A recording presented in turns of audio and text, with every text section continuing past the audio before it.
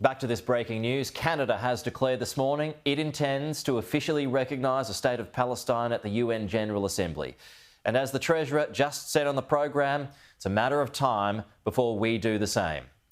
Joining us live now, the Shadow Finance Minister James Paterson. James, good to see you this morning. So a bit to ask you in this space now. So firstly, as I mentioned, Canada becomes the next nation to fall in line here. Let's just start off with your reaction to that. Obviously, Pete, it's not a matter for me to commentate on Canadian foreign policy. That's a matter for the Canadian government, but I'm very happy to give you my view on Australian foreign policy, and that is that I do not support the premature recognition of a Palestinian state before the conclusion of a peace process that establishes two states of Israel and Palestine.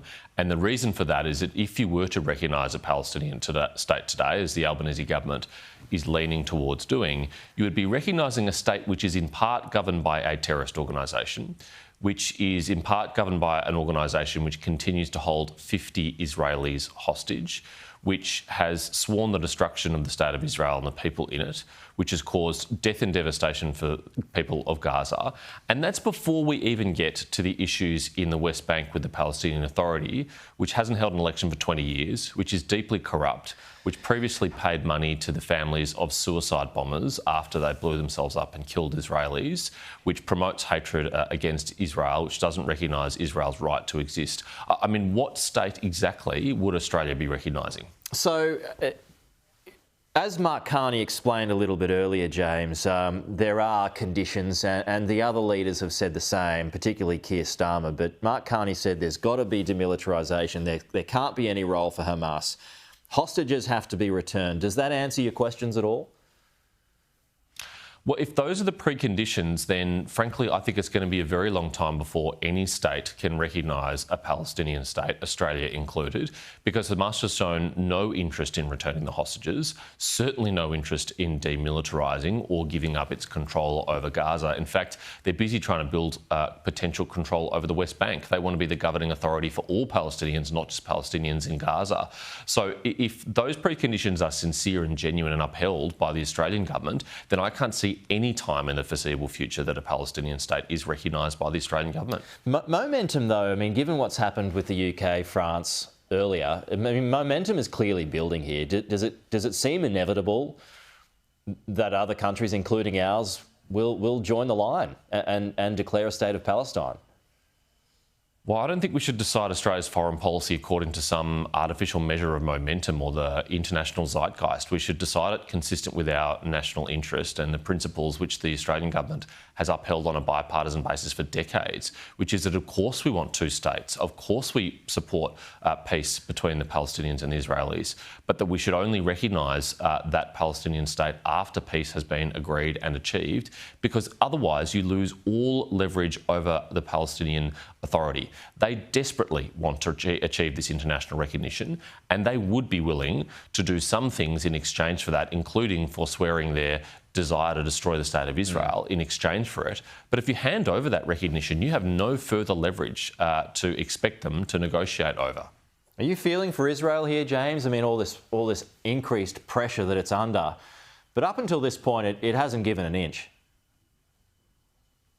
Well, actually, I think the Israelis have been negotiating in good faith with American partners and other regional players, including Egypt and Qatar. Yeah, I mean, in terms of like resisting to all this pressure is what I meant. Well, I mean, Israel's foreign policy is a matter for Israel as well, but I support their objective of removing Hamas from Gaza, and I support their objective of fleeing the hostages. Any self-respecting liberal democracy would do the same thing in the same circumstances. But at the same time, I do grieve for the very genuine suffering of the people of Gaza, and it is deeply concerning to see the images that have come out of Gaza, particularly in recent weeks. And I do think Israel has an obligation to ensure the people of Gaza are fed. Yeah, and I'm not even sure that you can answer this question. It just came to me, you know, in the space of a couple of minutes. I mean, I don't think anyone's got the answer. It's why we're still in all of this. But what does a state of Palestine even look like? If it has its own state, what does that even look like? That would take years to work out. Well, I'm really finding it difficult to answer that question as well, Pete, because no one has really articulated that in a cogent or coherent way. Certainly the Prime Minister has not articulated that.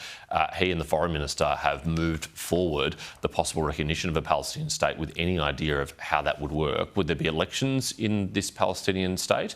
Would Hamas be allowed to contest those elections? How would they be free or fair? How would security or policing be guaranteed? How would we ensure that the terror tunnels get filled in and that they don't just launch another attack on the state of Israel, kidnapping, raping and murdering thousands more Jews, as they have promised to do? I mean, we should take them at their word. They want the destruction of the state of Israel, and no one who vows the destruction of another state deserves the recognition of their own state. Yeah, I mean, even though they say that Hamas can't play a role in any future government, if this state is declared, James, does Hamas win? Do they win?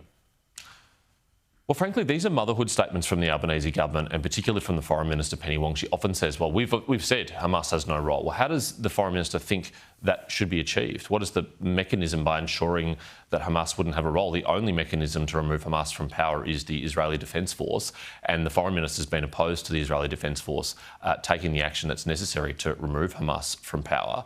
And so I really think that the Australian government's position here is incoherent and inconsistent, and it is driven, let's be clear, by domestic political considerations. We know there's enormous pressure on the Labor backbench from Labor Party branch members, from some unions, from the pro-Palestinian movement in Australia, which is bending the will of this government and has forced it away from historically held bipartisan positions on foreign policy. And I think that reflects very badly on them.